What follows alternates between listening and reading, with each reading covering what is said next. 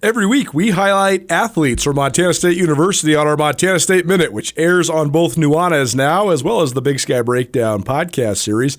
That's probably presented by the Bobcat Collective. Bobcat Collective is the NIL collective of Montana State University. And right now, if you would like a free membership for a month to the Bobcat Collective, you can visit bobcatcollective.com/skyline and get access to all sorts of different things, whether it's pairing your business with Montana State student athletes, finding out about social events, getting access to all sorts of content, including roundtable discussions with various standout Bobcats, and much, much more. Get a free membership right now to the Bobcat Collective, bobcatcollective.com/skyline. Bobcat Collective, serving Montana State University student athletes and helping connect the Bobcats to the Treasure State community.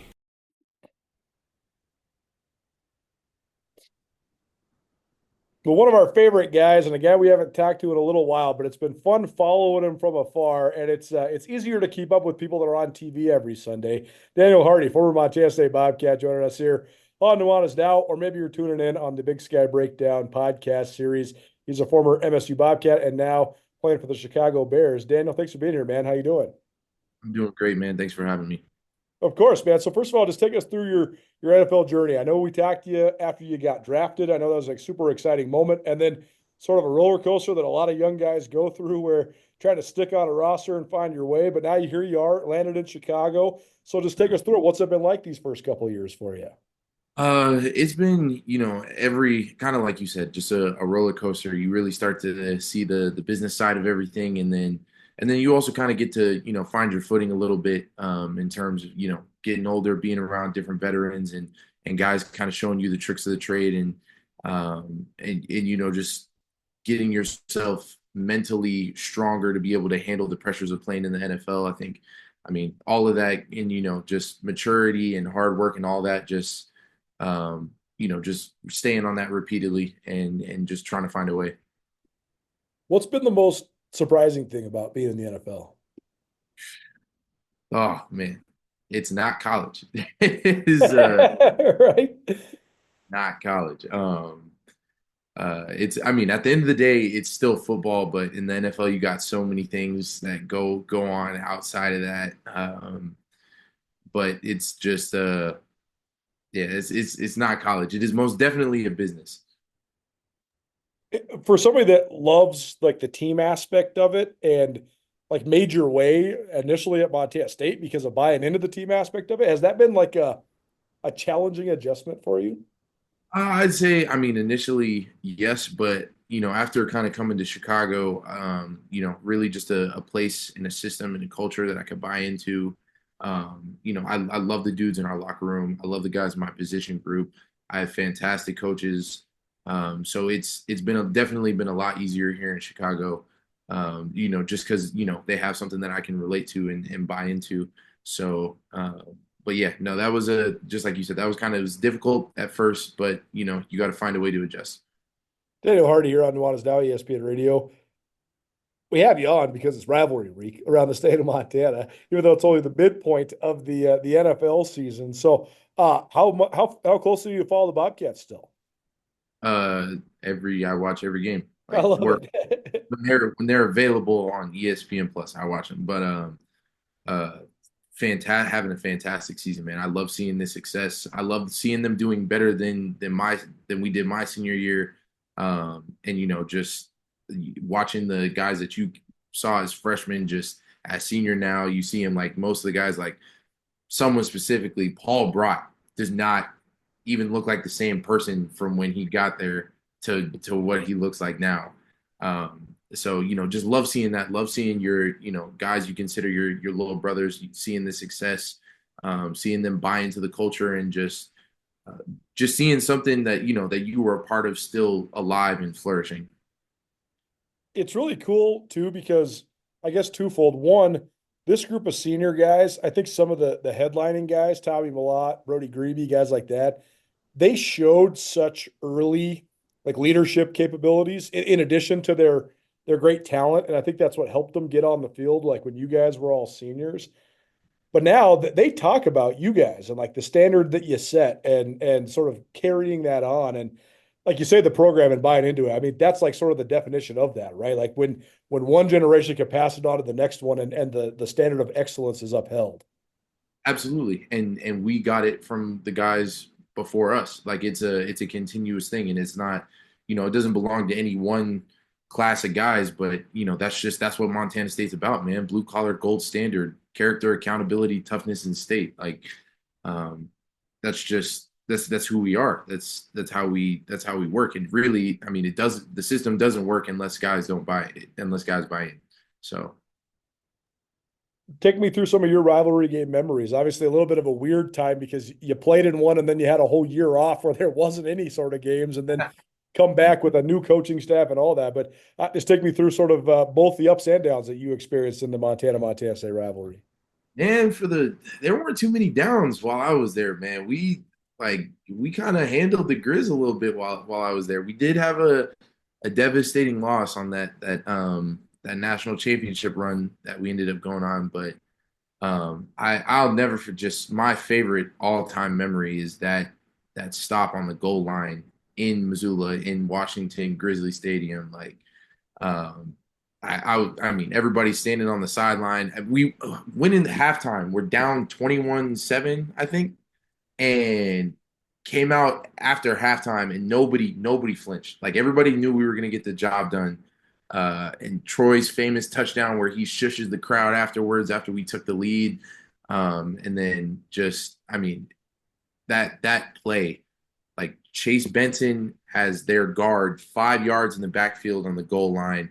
Grant Collins comes downhill and smacks the running back, pops the ball free, and Dizzy got on the ball on the 1 yard, Johnny on the spot, and that was it. That was the game. And I'm not gonna lie to you, a small part of me thought we were gonna lose that game. It's on the 1 yard line. You know how that goes, but we called the last second timeout and right before they ran the play, and they showed us what they were running, and then they lined up and tried to run it again. So it was a roller coaster day.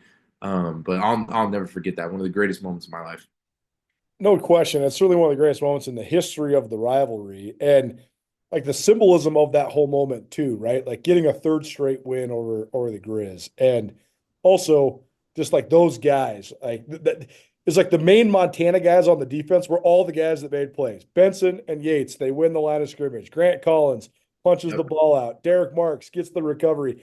Conkle's dancing with everybody. It was like all the Montana guys at one exact moment all coming together. And it is. It's one of the coolest moments in the history of the rivalry for sure. Yeah, no doubt. Well, now that you have a set of new teammates, do you talk about this rivalry? Do you have any connection like this week? Is there anybody in the locker room or anybody that you'll talk to just about this game coming up? Yeah, so they had a receiver, Samore Tori. Oh, of He course. Yeah, ended he's with the Bears now. That's right. Yeah. So we have a bet going on. We haven't finalized anything yet, but my proposal was that the loser had to paint their face with like the other team's mascot. So hopefully we get that figured out, and we can have that going on. But yeah, we got a few FCS guys in the locker room. So, but you know how that goes. You bring that up around guys who played in the FBS and they try and shoot you down. But it's still blue pride over here, man. I'm not giving up on the cat. Join Town Pump's Pump It Up Rewards Plus program and never pay full price for fuel again. Save 5 cents on every gallon every day at any town pump across Montana. Plus, earn and redeem points on your favorite in-store items to get free stuff with our clubs. Stop in and pick up a rewards card. Download the Pump It Up Rewards Plus app today. Or visit townpump.com/rewards to register and start saving. Right down the road. Pump it up. Oh, yeah. So will you marry me in your future? Or maybe you do it all over again. Hi, I'm Brian Toon with Jewelry Design Center, inviting you to come see the largest selection of Will You Marry Me in the state of Montana. The brightest diamonds of every shape and size, unique settings built to last, and skilled jewelers on site offering free sizing and maintenance for life, because that's how long we want to be your jeweler. Jewelry Design Center in Missoula, on Brooks, across from the Montana Club. Yeah, no doubt. Well, you just had a little Bears Packers action. That's like one of the oldest rivalries in the game of football. I'm not asking you to like put them on par with each other because obviously it's apples to oranges, but I guess just compare and contrast rivalries in general now that you have an experience with an NFL rivalry compared to your experiences in college. Nah, nothing touches Cat-Griz. I don't care what level, what school, football or like college, FBS, FCS, high school, it doesn't matter. Like nothing touches Cat-Griz. And I would say mostly it's just because of I'd say it's not even the schools. I'd say it's the fans, the communities, like the whole state, the entire state of Montana is invested, involved, and like extremely hyped up for this game. So it's like it's a completely different feel. Like when it's Cat-Griz week, you can feel it walking around campus. You can feel it walking downtown. You can feel it doesn't matter where you are. Everybody knows what's going on that week. And so it's just there's nothing like it, man. And I'd probably give every dime I have just to play in another one. You know what I mean? No So doubt. Daniel Hardy here on ESPN Radio, as well as the Big Sky Breakdown podcast series. And you're right. It's the omnipresent nature of it too, right? Not just like this week, it gets to this fever pitch, but also like in Montana, people don't have a lot of stuff to talk about besides, the weather and the football teams, right? So it gives people something to talk about year round. And, you're on one side of the rivalry, you're not. You got bragging rights for a year, or you're not. And I think it all plays big time into just our culture too, right? absolutely. Like I even I'll host after a Cat-Griz win, like when the Cats won last year, and I still have Grizz fans who like swipe up on my story and who talk trash about everything. Like it's a like people take it seriously, and I understand why. Like it's an amazing event. It's an amazing week, and it's a great thing for the state of Montana. When it comes to this year's Cat team, then obviously the evolution of a lot of those guys that were young leaders when you were around becoming, old veteran leaders has been a huge key. What else though? What have you liked about the way they played, especially up front? I mean, I think their D line's one of the best in the country. I absolutely I agree with you. One of the best O lines, one of the best defensive lines in the country. I think we got the best running back core in the country. I mean, we got weapons everywhere. At tight end, is it Rohan Jones? Like Taco Dowler on special teams. Like bro returned a kick last week. It's just I love how disciplined they are and how they haven't given up fighting. They don't come each week they come out and they attack. Even like nobody is getting complacent with winning. They're 9-0. They're on a fantastic 9-0 if I'm correct. They're on a fantastic winning streak, and nobody's taking that for granted. I haven't seen anybody like nobody just walks out there and expects to win. It looks like they're going out there to be in a dogfight every single time they step on the field, and I love that. Well, no pressure. You don't have to if you don't want to, but what's your take on this year's game? And you can give us a prediction if you want. Well, Cats by a million. I love it. That's exactly what Wes Wilson said too. He's like, "Yeah, Cats by a million. I don't even care what the line is, what the score is. Gotta love it." Yeah, Daniel, no, go ahead. no, go ahead. That's it. Yeah, Daniel Hardy here on ESPN Radio as well as the Big Sky Breakdown. Last question for you: what was it like being on Hard Knocks? It's kind of they do a really good job of They do. like while they're filming. So it's like no, it's really just going through a regular camp, and then every now and then you'll notice that somebody snuck up behind you with a boom mic and a camera. But it's pretty exciting, especially just because like everyone, family members, friends, everybody always love they have questions and they want to know what it's like to be in the locker room, like the behind the scenes. And so I know my family loves seeing me on there for my couple seconds of airtime and everything. But it doesn't tell the whole story, but it's nice that people get to see a little bit of the stuff that goes on. Well, it was definitely cool seeing you on there, and you're right. You got like 40 seconds worth of FaceTime on there. It was pretty cool, man. Yeah. Real last thing for you, just your experience at Montana State. Now you've been out for a little while, and you've been chasing these pro football dreams. How do you think that set the stage for now your time in the NFL? I mean, I don't think anything could have like Montana State prepared me so well for not necessarily, like first round draft pick and all of that. But in terms of my journey and the things that I had to go through and the things that I had to learn and the way I had to develop myself at Montana State has led me to like is the reason why I feel like I've had, you know, any sort of success in the NFL.